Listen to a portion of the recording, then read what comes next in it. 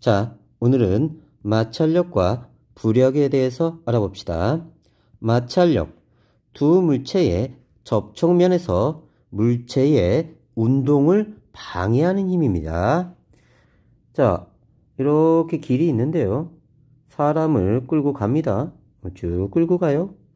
그러면 등이 엄청 아프죠? 왜냐하면 내가 끌려가는 방향에 반대 방향으로 마찰력이 작용해서 그래요. 마찰력의 방향, 물체가 운동하거나 운동하려는 방향과 반대 방향이다. 기억해 놓고요. 물체에 힘을 가해도 정지해 있다면 물체에 작용한 힘의 방향과 반대 방향으로 역시 마찰력이 작용하는 것이다. 그러니까 어떤 물체가 있는데 이 물체를 10N의 힘으로 끌어당겼어요. 근데 정지되어 있는 거야. 그러면 마찰력도 반대 방향으로 10N이다. 이렇게 알 수 있는 겁니다. 물체가 운동할 때는 물체의 운동 방향과 반대 방향으로 역시 어떤 물체가 있는데 이 물체를 10N을 끌어당겼어. 그랬더니 얘가 움직이는 거지. 자, 10m/s로 움직였다고 하자. 방향은 역시 반대 방향이다. 마찰력은 항상 운동 방향의 반대, 힘을 준 방향의 반대가 됩니다. 왼쪽으로 움직일 때, 자, 손으로 이 물체를 당겼는데요.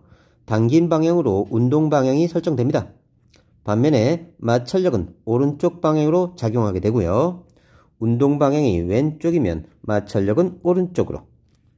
빗면 위에 정지해 있거나 내려갈 때, 자, 정지되어 있으면 힘의 방향이 빗면 아래쪽입니다. 그러면 마찰력은 위쪽이고요. 반면에 운동하고 있다고 하더라도 운동 방향의 반대 방향으로 마찰력이 작용합니다. 운동 방향과 반대 방향으로 마찰력이 작용한다. 빗면 이쪽으로 밀어 올리면요. 운동 방향이 위쪽입니다. 그러면 마찰력은 아래쪽으로. 운동 방향이 위쪽이면 마찰력은 아래쪽으로. 여기서 알 수 있는 건요. 운동 방향과 마찰력은요. 어떻다고요? 그렇죠. 방향이 항상 어떻다? 반대다. 반대. 물체에 작용하는 마찰력의 크기. 힘을 가해도 이동하지 않으면요. 물체에 작용한 힘은 마찰력과 같게 된다. 자, 힘을 10N 줬더니 정지되어 있었어요. 그러면 마찰력도 10N입니다. 물체가 움직일 때 움직이기 시작하는 순간에 용철 저울 눈금이 마찰력이에요. 그래서 얘가 드디어 움직입니다. 이동하기 시작해요.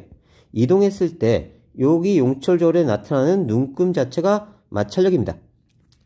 용철 저울 눈금은 마찰력이에요. 물체를 당기는데 정지되어 있을 때, 물체가 움직이기 시작할 때, 물체가 일정한 속도로 움직일 때는 용철 저울 눈금 자체가 마찰력입니다. 마찰력의 크기, 무게가 크면 마찰력이 커져요. 그러니까 나무 토막을 한 개 당기는 경우 마찰력이 요만큼 나타났다고 하면, 자, 무게를 2배로 하면요. 마찰력도 2배가 됩니다.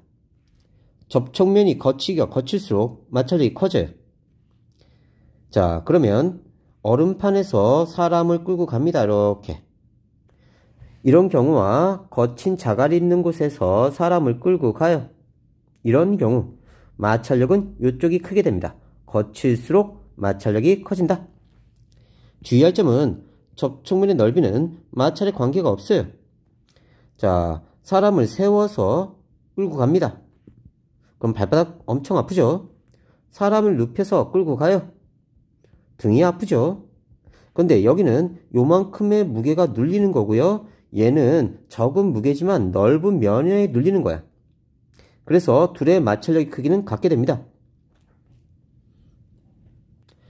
무게가 무거울수록 마찰력이 커지는데요. 자, 나무 토막 1개인 것과 2개인 것, 이쪽이 무게가 크죠, 그죠? 그러면 나무 토막을 움직이는 순간 용철 저울 눈금도 나 쪽이 더 크게 됩니다. 용철 저울 눈금 자체가 마찰력이기 때문에 마찰력도 나가 더 크게 돼요. 접촉면이 거칠수록 마찰력이 커집니다. 자, 아크릴판과 사포가 더 거친 면이죠. 이럴 때는요, 이 거친 면일수록 마찰력이 더 크고요. 나무 토막이 미끄러지기 시작할 때 빗면 각도. 자, 아크릴판은 미끄러우니까요, 요만큼 각도만 줘도 미끄러져 내려옵니다. 반면에 사포는 거친 면에서 마찰력이 크기 때문에 요만큼 각도가 돼도 미끄러지지 않고요. 요만큼 정도 돼야 그제서야 미끄러져 내려옵니다. 그래서 나무 토막이 미끄러지기 시작할 때의 빗면 각도는요, 나가 더 커요. 따라서 나가 마찰력이 더 크다, 이렇게 얘기할 수 있습니다. 접촉면의 넓이가 다를 때 마찰력의 크기 관계가 없어요, 이건. 자, 10N짜리를 넓게 놔두고 끌어당기면요, 마찰 면적이 이 정도 됩니다. 무게는 이 정도 눌릴 거고요. 반면에 좁은 면으로 끌게 되면요, 면적은 좁지만요, 단위 면적당 누르는 무게가 훨씬 더 커져요. 이렇게 되면 접촉면의 넓이가 넓다고 하더라도 마찰력은 서로 같게 됩니다. 문제 가장 잘 나오니까 기억해 두세요. 마찰력의 이용. 마찰력을 크게 해서 좋은 경우입니다. 미끄러지지 않아야 돼요. 등산화 바닥을 울퉁불퉁하게 만든다. 계단 끝에 미끄럼 방지 패드를 붙인다. 눈 오는 날 자동차 타이어에 체인을 감는다. 체조 선수가 손에 횟가루를 묻힌다. 현악기를 연주할 때 활에 송진을 바른다. 자, 활에다가 기름 바르면 현악기를 켤 수가 없죠. 다음, 마찰력 작게 하는 경우. 미끄러져야 좋은 경우입니다. 수영장에 미끄럼틀에 물을 뿌린다. 자, 미끄럼틀에다가 사포를 깔아놓으면요, 엉덩이 다 까지죠. 큰일 나요. 다음, 등산화 같은 경우는요, 자, 미끈미끈하면 사람이 마찰력으로 걸을 수가 없어. 미끌미끌해지면. 그래서 얼음판에서 마찰력이 적기 때문에 잘 걸을 수가 없는 겁니다. 창문을 열고 닫을 때 바퀴를 사용하거나 기름칠을 하고요. 기계나 자전거의 체인에 윤활유를 사용한다. 부드럽게 만들어서 잘 돌아가도록 만드는 겁니다. 회전축에 베어링을 사용한다. 회전축이 있으면요, 그 바깥에 커다란 원통이 있어요. 여기에다가 동그란 구슬을 넣어줍니다. 그러면서 자, 바깥쪽 축과 안쪽 축의 마찰력을 줄이는 게 베어링이에요. 베어링, 바퀴의 접촉면 사이에 굴을 넣어서 마찰력을 작게 만든 장치입니다. 얼음 위의 마찰력, 꽁꽁 얼어있는 얼음은 미끄럽지 않다. 따라서 얼음 위를 빠르게 미끄러져야 하는 빙상 경기에서는 스케이트나 썰매의 날을 날카롭게 만듭니다. 얼음을 누르는 압력이 커지면 얼음이 녹아서 물이 생겨요. 마찰력이 크게 줄어들기 때문이고요. 마찬가지로 컬링 경기에서는요, 스톤을 멀리까지 보내려면 솔질을 많이 해서 얼음 표면을 녹여야 됩니다. 그러니까 얼음 표면은요, 단단하게 돼 있어요. 그런데 여기 스케이트 날이 이렇게 얹혀서 누르면요, 눌리면서 물이 생깁니다. 이 물이 쭉 미끄러지게 해주는 거예요. 원래 물은 얼음이 되면 이렇게 육각형 구조가 됩니다. 내부에 빈 공간이 커요. 자, 그래서 얼음 상태에서 물이 되려면요, 강한 압력을 작용하게 되면 이렇게 물이 만들어져요. 눌리면서.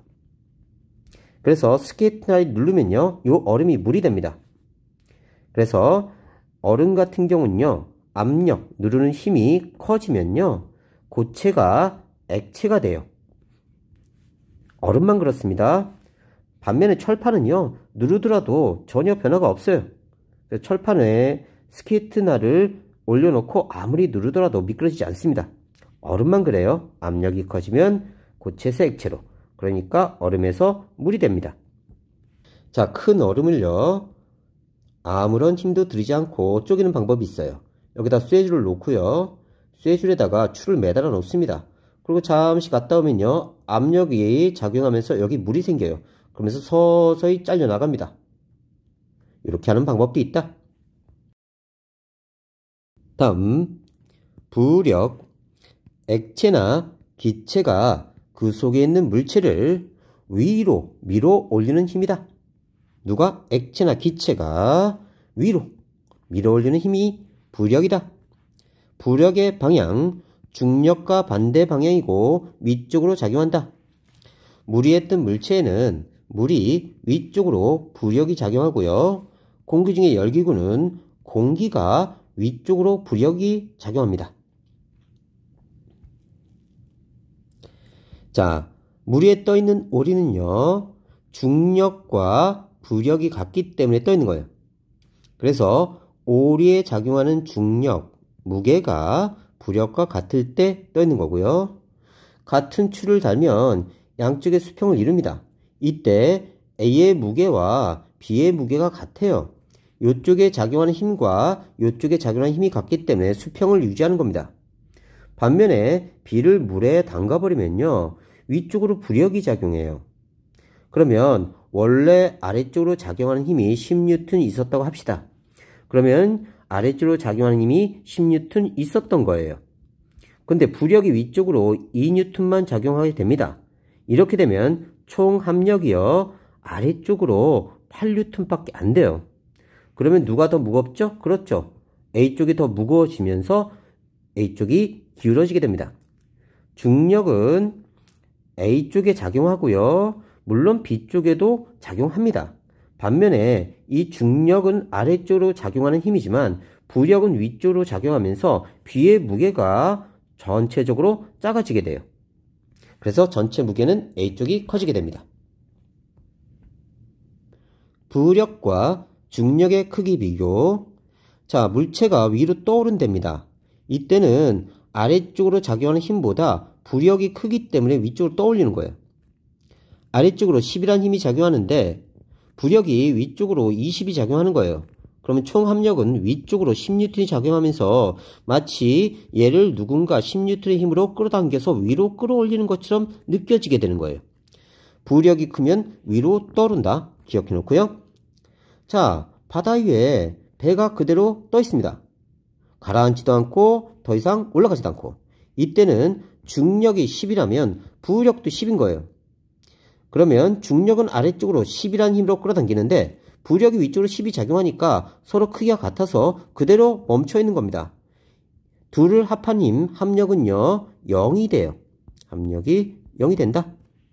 그래서 물체가 물 위에 그냥 떠 있다. 이건 부력과 중력이 같은 상태입니다. 자, 물체가 가라앉은 경우에요. 이 경우는요, 만일 중력이 10이다. 근데 부력이 5밖에 안 되는 거예요. 중력은 아래쪽으로 10이라는 힘으로 잡아당기는데 부력은 5밖에 안 되니까 총 합한 힘이 아래쪽으로 5N이 돼요. 그러면 아래쪽으로 힘이 작용하면서 바닥에 가라앉게 됩니다. 중력이 더 크면 물체가 물속에 가라앉게 돼요. 부력이 생기는 까닭, 물속에 잠긴 물체에는 사방으로 압력이 작용합니다.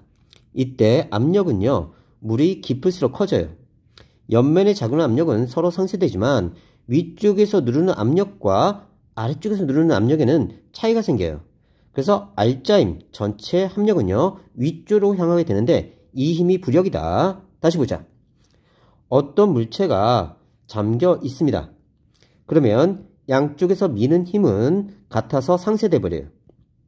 반면에 아래쪽에서 위쪽으로 미는 힘이 위쪽에서 아래쪽으로 미는 힘보다 더 크기 때문에 부력이 위로 작용하는 거야. 자, 다르게 얘기하면 내가 물을 이만큼 밀어냈어. 바깥쪽으로. 그러면 밀려난 물은 다시 되돌아오려고 합니다. 제자리로. 자, 그렇게 되면요, 옆은 상쇄되고요, 아래쪽에서 위쪽으로 미는 힘이 더 세져요. 그래서 부력이 형성되는 겁니다. 따라서 부력은요, 다르게 얘기하면요, 밀어낸 물의 무게. 많이 밀어내면요, 부력이 점점점 더 많아져요. 이 액체가 제자리로 되돌아오려는 성질 때문에 그렇습니다. 자, 만일 이 액체가 물이 아니라면 에탄올이라면 에탄올의 무게. 그래서 밀어낸 액체의 무게 자체가 부력이 됩니다. 잘 기억해 놓으세요. 자, 그러면 많이 밀어내면 밀어낼수록 부력은 어떻게 된다고요? 커진다고요. 물이 많이 밀려나갔다. 그러면 부력도 그만큼 커진다. 열기구의 원리, 기구 안에 공기를 불로 데우면 기구가 부풀어 오르다가 떠오릅니다. 공기는 온도가 높을수록 가볍고요. 기구 안의 공기가 주변의 공기보다 가벼워지면 열기구에 부력이 작용해서 떠오르게 돼요. 자, 입자가 4개가 있었는데요. 막 가열을 해버리면요. 얘네들이 미친듯이 돌아다니면서 이 풍선을 빵빵빵빵 때립니다. 그럼 부피가 커져요. 자, 무게는요. 둘이 같습니다. 근데 부피가 점점점 커져요. 그러면서 똑같은 부피의 무게가 감소합니다. 그래서 똑같은 부피일 때 무게가 작아지기 때문에 얘가 점점점 가벼워서 위로 뜨게 되는 거예요. 부력의 크기. 물체가 받는 부력의 크기는 물체가 잠기기 전후의 무게 차이와 같습니다. 그러면 부력은요, 물 밖에서 무게에서 물속에서의 물체 무게를 빼면 부력이 돼요. 다시 봅시다. 자, 어떤 물체가 있는데요. 얘가 물에 이렇게 잠겨 있어요. 원래 무게는요, 10N입니다. 그런데 물속에 넣었을 때 8N으로 측정되는 거예요. 아래쪽으로. 그러면 부력은 얼마인가 계산할 수 있겠네요. 자, 원래 무게에서 물 밖에 물체의 무게에서 물속에서의 무게를 빼면 부력이 됩니다. 그러면 부력은 2N 이렇게 계산할 수 있네요. 다시 물 밖에서 10N으로 측정됐습니다. 물속에서 8N으로 측정이 돼요. 그러면 아래쪽으로 원래 무게가 10N인데 이제 아래쪽으로 8밖에 느껴지지 않아요. 그 뜻은 부력이 위쪽으로 2N 작용했다는 뜻입니다. 그럼 물 밖에서 무게 10N에서 자, 물속에서 무게 8N을 빼면 부력이 2N이다. 이렇게 계산할 수 있습니다. 물에 잠긴 물체의 부피가 클수록 부력이 커져요. 밀어낸 물의 무게, 물의 부피만큼 부력이 발생한다. 잘 기억해 놓으세요. 자, 어떤 물체가 멈춰 있으면 위쪽으로 작용하는 힘과 아래쪽으로 작용하는 힘이 같아져서 멈춰 있는 거예요. 물속의 물체의 무게는 용철저울의 눈곱으로 나타납니다. 물 밖에서 물체의 무게가 10N인데 그러면 물 밖에서의 무게는 부력과 물속의 무게를 합치면 돼. 다시 보자. 얘를 넘기면요. 자, 물속에서의 물체의 무게와 부력을 합치면 물 밖의 무게가 됩니다. 다시 물 밖의 무게가 부력 플러스 물체의 무게야. 자, 그러면 부력은요. 물 밖의 무게에서 물속의 무게를 빼면 된다. 다시 봅시다. 물 밖에서 10이었어요. 물속의 무게가 8이었어요. 물속의 무게와 부력을 합치면 10이 돼야 됩니다. 그러면 부력은 2가 되겠죠? 다시 물 밖의 무게가 10N입니다. 물속의 무게가 8이에요. 그럼 부력은 2가 되겠네요. 자, 물체가 물 위에 반쯤 잠겨서 떠 있습니다. 이렇게 떠 있으면 중력과 부력이 같아요. 물체가 물속에 완벽하게 잠겼는데 역시 떠 있어요. 이러면 역시 중력과 부력이 같습니다. 자, 물체가 바닥에 이렇게 닿아 있어. 완벽하게 가라앉아서 이럴 때는 중력이 더 크기 때문에 가라앉은 겁니다. 자, 물에 잠긴 부피, 밀어낸 물의 부피는 가보다 나가 더 커요. 가는 요만큼 밀어냈고요. 나는 요만큼 밀어냈습니다. 그러면 부력도 나가 더 크고요. 나하고 다해서 보면요. 밀어낸 물의 무게가 똑같아요. 또는 밀어낸 물의 부피가 똑같아. 그래서 나하고 다해서는요. 부력이 같습니다. 가나는 떠 있죠. 그러면 부력과 중력이 같은 거고요. 다는 가라앉아서 바닥에 타 있습니다. 이러면 부력보다 중력이 큰 거야. 자, 중력이 10N인데 부력이 8N밖에 안 된 거지. 그러면 아래쪽으로 2N의 힘으로 누르고 있는 겁니다. 화물선에 작용하는 부력, 빈 화물선은 요만큼 잠겨 있습니다. 왜냐하면 무게가 적기 때문에 밀어낸 물의 무게도 적은 거예요. 반면에 화물을 가득 실으면요, 깊이 잠겨 있습니다. 자, 얘 무게가 크기 때문에 밀어낸 물의 무게도 큰 거예요. 자, 화물선의 무게는 나가 더 큽니다. 물에 잠긴 부피도 나가 더 커요. 따라서 작용하는 부력도 나가 더 크게 돼요. 얘가 지금 멈춰 있어야 되니까 얘가 2란 힘으로 누르면 부력도 2가 돼야 떠 있는 겁니다. 반면에 얘가 11로 누르면요, 자, 부력도 10이 돼야 떠 있게 되는 거예요. 부력과 무게가 같을 때 떠 있기 때문에 그래요. 짐을 실으면 화물선이 물에 잠기는 부피가 커져서 부력의 크기도 커지므로 가라앉지 않게 됩니다. 부력을 측정하는 다른 방법이 있어요. 물이 가득 들어있는 수조에 물체를 넣었을 때 물체에 작용하는 부력의 크기는 넘친 물의 무게와 같다. 밀어낸 물의 무게와 같다. 넘친 물의 무게는 물 밖에서의 물체 무게 마이너스 물 속에서의 물체 무게와 같게 됩니다. 그래서 10N 마이너스 8N 하면 2N이 나와요. 다시, 자, 10N짜리를 물에 담갔더니 물이 쭈루루 하고 넘쳤어요. 이때 측정된 눈금이 8N이야. 그러면 밀어낸 물의 무게는 2N이 돼요. 이 무게만큼 얘가 떠받쳐 주는 겁니다. 2N. 그래서 요 부력이 물의 무게가 돼요. 따라서 물의 무게를 계산하면 부력을 계산할 수 있다는 뜻입니다. 아르키메데스의 원리, 물체를 물에 넣었을 때 부력의 크기는 물체 때문에 밀려난 물의 무게와 같다. 잘 기억해 놓으세요. 부력의 이용, 액체 속에서 받는 부력, 구명조끼나 구명환, 튜브를 사용하면 물에 쉽게 뜹니다. 부표를 띄워서 물속의 위치를 표시한다. 이것도 부력을 이용한 거고요. 무거운 배가 부력을 이용해 물 위에 뜬다. 잠수함은 부력과 중력을 이용해 뜨고 가라앉을 수 있습니다. 좀 이따 설명할게요. 기체 속에서 받는 부력, 비행기나 헬리콥터가 뜰 때 받는 힘은 부력이 아닙니다. 조심해야 돼요. 열기관이 뜨거운 공기를 차면 부력이 생겨 뜰 수 있습니다. 헬륨을 채운 비행선이 부력을 이용해 뜨고요. 헬륨 풍선을 놓치면 부력 때문에 풍선이 하늘 높이 날아갑니다. 풍등에 부력이 작용해 하늘 위로 올라간다. 잠수함의 원리, 공기 조절 탱크에 공기를 넣어주면요, 자, 무게가 적죠? 그럼 떠 있게 됩니다. 그 다음, 자, 물을 집어넣으면요, 가라앉아요. 다시 물을 더 채우면 더 가라앉아. 반면에 물을 빼버리면요, 위로 뜨게 됩니다.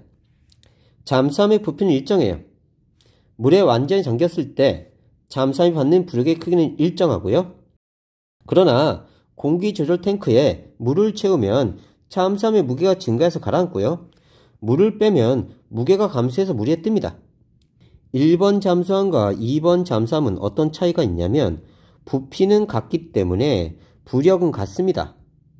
부력은 1번과 2번이 같아요. 반면에 무게는요, 여기는 공기가 채워져 있고 여기는 물이 채워져 있어서 무게는 2번이 더 커요. 그러니까 부력이 1번하고 2번하고 10으로 똑같다고 합시다. 위로 뜨는 힘이요. 자, 무게는요, 1번이 10이고요. 2번이 15라고 합시다. 그러면 얘는 같으니까 중간에 떠 있고요. 얘는 무게가 더 크죠. 그럼 더 밑으로 가라앉게 되는 거예요. 마찰력의 크기 비교, 크기와 재질이 같은 두 개의 나무 토막의 한쪽 면에 사포를 붙입니다. 가는 나무면이 바다로 향하게 하고요. 나는 사포면이 바닥을 향하게 나무판 위에 놓습니다. 자, 그러면 밑면이 나무인 것과 밑면이 사포인 걸 보면요, 똑같은 각도일 때 밑면이 나무인 게 미끄러져 내려옵니다. 자, 밑면이 사포인 경우는요, 각도를 훨씬 크게 해야 그제서야 미끄러져요. 나무판의 한쪽을 천천히 들어올리면서 두 나무 토막이 미끄러지기 시작할 때의 빗면의 기울기를 비교합니다. 미끄러지는 순간의 기울기는요. 자, 나가 더 커요. 밑면이 사포일 때 사포의 표면이 나무 토막 표면보다 거칩니다. 접촉면이 거칠수록 나무 토막이 미끄러지는 순간에 빗면의 기울기가 커집니다. 마찰력이 클수록 미끄러지는 순간에 빗면의 기울기가 커져요.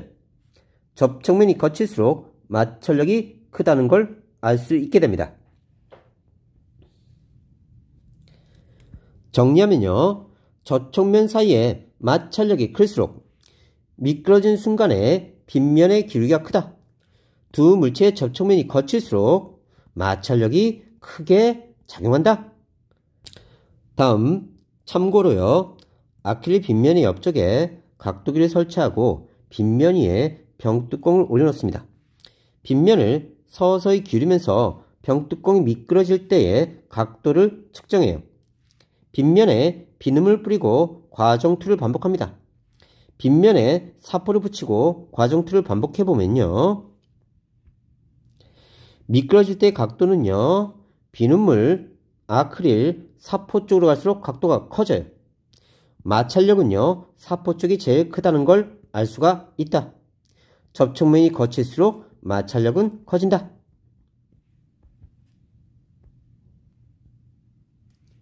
다음 참고로요. 이런 빗면에 물체를 세워놨을 때 자, 아래쪽으로 작용하는 힘이 물체의 무게 또는 중력이라고 합니다. 자, 그러면 빗면 아래로 작용하는 힘이 마찰력이에요. 이 마찰력을 계산하려고 합니다. 그러면 물체의 무게는요. 물체의 질량 곱하기 중력 가속도로 계산할 수 있어요. mg.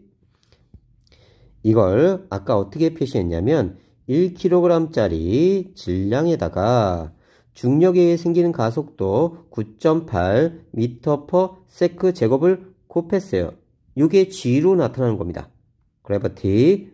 자, 그러면 9.8 뉴턴이 나타나요. 이게 물체의 무게입니다. 그러면 자, 질량을 1kg으로 잡고요. 중력 가속도를 9.8 m/s 제곱으로 하면요. 물체의 무게를 측정할 수가 있어요. 요걸 측정한 겁니다. 그러면 요걸 계산해야 되니까 각도를 보면요. 이 삼각형을 보면 여기가 세타면 여긴 90도고요. 여기는 90-세타가 됩니다. 그러면 얘하고 얘 평행선이니까 여기도 90-세타가 돼요. 그러면 여기가 90도에서요. 여기가 90-세타니까요. 여긴 다시 세타가 되겠네요. 됐죠? 그러면 요 세타하고 요 세타는 억각으로 서로 같습니다. 여기도 세타가 돼요. 자, 그러면 여기도 세타고요. 여기는 무게고요. 여기는 마찰력입니다. 그러면 사인 세타를 구하면요. 자, 사인은 빗면 높이 이렇게 되죠. 그러면 빗면에서의 물체의 무게 분의 그 다음에 마찰력 이렇게 계산할 수 있어요. 그러면 요 마찰력은요. 빗면에서 마찰력 F는요. 무게 곱하기 사인 세타네요. 무게 곱하기 사인 세타가 나옵니다. 이렇게 해서 빗면에서 마찰력을 구할 수가 있어요. 사인 그래프는요. 90도일 때 최대입니다. 그래서 빗면에서의 마찰력 측정은요. mg 사인 세타로 계산할 수 있습니다. 그래서 빗면에서의 마찰력은요. mg 사인 세타로 계산할 수 있는데 빗면에서 아래로 작용하는 힘 자체가 마찰력입니다. 빗면에서의 마찰력. 각도가 크면 클수록요. 빗면에서의 마찰력이 큰 거예요. 이게 커지니까 얘가 커지는 거죠. 그죠? 그래서 각도가 크면 클수록 사인 값이 커지면서 마찰력도 커집니다. 빗면에서 작용하는 마찰력의 크기, 빗면 아래로 작용하는 힘은요. 빗면의 무게 곱하기 사인 세타를 해주면 돼요. 세타는요. 수평면과 빗면이 이루는 각이고요. 따라서 빗면의 기울기가 클수록 세타가 커지니까 빗면 아래로 작용하는 힘도 커집니다. 물체가 움직이지 않는 상태에서 물체에 작용하는 마찰력은 빗면 아래 방향으로 작용하는 힘의 크기와 같다. 그래서 빗면의 기울기가 이렇게 됐을 때 얘의 마찰력은 아래쪽으로 작용하는 힘, 빗면 아래쪽으로 작용하는 힘, 이게 마찰력이 됩니다. 그래서 둘이 같으니까요. 빗면 아래로 작용하는 힘을 측정해서 마찰력을 계산할 수 있다. 부력의 크기 측정. 용철 저울에 줄을 매달아서요. 물에 잠기기 전 무게를 측정합니다. 측정해봤더니 2.1N이 나온 거예요. 용철 저울에 매달린 줄을 물에 절반 정도 잠기게 하고 무게를 측정합니다. 측정해봤더니 2N이 나왔어요. 1번과 무게 차이가 0.1N이 납니다. 용철 저울에 매달린 줄을 완전히 물에 잠기게 하고 무게를 측정합니다. 그랬더니 1.9N이 측정됐어요. 1과의 무게 차이가 0.2N 차이가 납니다. 추가받은 부력의 크기는 물에 절반 잠겼을 때 0.1N, 물에 완전히 잠겼을 때 0.2N이 됩니다. 이 무게 차이가 부력이에요. 추가받은 부력의 크기는 물 밖에서의 추의 무게에서 물 속에서의 추의 무게를 빼면 된다. 물 밖에서 측정한 물체의 무게에서 물 속에서 측정한 물체의 무게를 빼면 물체가 받은 부력의 크기를 구할 수 있습니다. 물에 잠긴 물체의 부피가 클수록 부력이 어떻다? 크다. 다른 실험인데요. 용철 저울에 줄을 매달아 물에 잠기기 전 무게를 측정합니다. 용철 저울에 매달린 줄을 물이 가득 찬 비커에 넣고 넘치는 물을 다른 용기에 받아요. 물속에서 추의 무게와 넘친 물의 무게를 측정합니다. 물 밖에서 추의 무게가 10, 물속에서 추의 무게가 8, 넘친 물의 무게가 2N. 그러면 물 밖에서의 무게 마이너스 물속에서의 무게 빼면 2가 나오죠? 이게 추가받은 부력의 크기다. 물에 담근 추에 의해 넘친 물의 무게는 추에 작용한 부력의 크기와 어떻다? 같다. 부력의 크기 측정. 같은 양의 유리로 하나는 구슬을 만들고 하나는 상자를 만들어서 물속에 넣었습니다. 무게가 2N으로 똑같아요. 그러니까 아래쪽으로 작용하는 힘이 둘 다 2N이란 뜻입니다. 중력은 구슬과 상자가 같아요. 무게가 같다, 중력이 같다. 물에 잠긴 부피는 상자가 더 커요. 상자가 요만큼 물을 밀어낸 거고요. 구슬은 요만큼 밀어냈으니까 부력은 얘가 더 커요. 그래서 상자가 부력이 더 커서 떠있게 됩니다. 다음, 물 위에 떠있을 때 이 상자는 요만큼 물을 밀어내서 아래쪽으로 당기는 힘인 중력과 위쪽으로 밀어 올리는 힘, 부력이 같아서 현재 떠있는 겁니다. 사과를 넣으면 무게가 무거워져서 잠긴 부피도 커져요. 그러면 잠긴 부피가 이만큼이고요. 밀어낸 물의 부피도 이만큼이기 때문에 물에 많이 잠기고 부력도 그만큼 커진 겁니다. 자, 사과를 넣으면 무거워졌죠? 잠근 부피도 같이 커지니까 부력도 같이 커진 거예요. 중력은 사과 상자가 더 커요. 물에 잠긴 부피는 역시 사과 상자가 더 큽니다. 부력도 사과 상자가 더 커요. 그래서 무게 증가한 상자가 떠 있을 때는요, 무게 커지고요. 잠긴 부피도 커져서 부력도 같이 커진 겁니다. 무게도 커졌지만 부력도 커져서 평형을 이루면서 떠 있는 거예요. 증가한 무게만큼 부력도 같이 증가한 겁니다. 자, 부력은 그대로인데 중력의 크기가 커지면요, 중력이 부력보다 커져서 상자가 가라앉게 돼요. 다시 봅시다. 자, 사과를 더 넣었더니 가라앉아 버렸어. 그러면 이번에는 사가 6개보다 7개가 중력이 더 커집니다. 그러면 사가 6개 있는 것과 사가 7개 있는 놈은 밀어낸 물의 부피가 똑같기 때문에 부력은 같아요. 그러니까 위로 작용하는 힘은 똑같다는 뜻입니다. 반면에 무게가 아래쪽이 더 커요. 얘보다.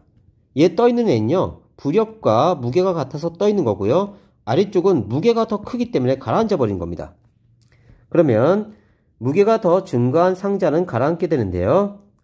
자, 부력보다 무게가 훨씬 더 크기 때문에 무게는 아래쪽으로 큰 힘이 작용하고 부력은 위쪽으로 상대적으로 작은 힘이 작용하기 때문에 아래쪽으로 가라앉는 거예요. 자, 다시 정리하면요. 물 위에 떠있는 놈은요, 요만큼 물을 밀어냈기 때문에 무게와 부력이 같아서 떠있는 거고요. 물에 완벽히 잠겨버리면요, 이만큼 물을 밀어냈기 때문에 부력도 이만큼 증가했고요. 중력도 증가했습니다. 더 많은 사과를 넣었기 때문에. 근데 둘이 같아서 떠있는 거고요.